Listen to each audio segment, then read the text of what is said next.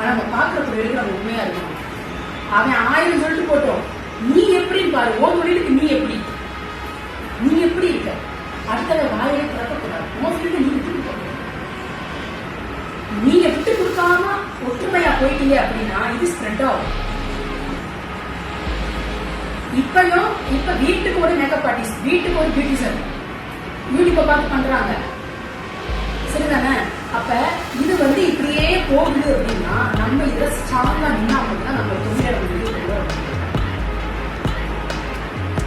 அப்பெல்லாம் ஒரு ஒரு பெரிய ஊருக்கு பாத்தீங்கன்னா அது ஏதாவது ஒரு வீட்டுல தான் டிவி இருக்கும், அது வீட்டுல எல்லாரும் ஒரு டிவி பார்ப்பாங்க. இப்ப அப்படி கிடையாது.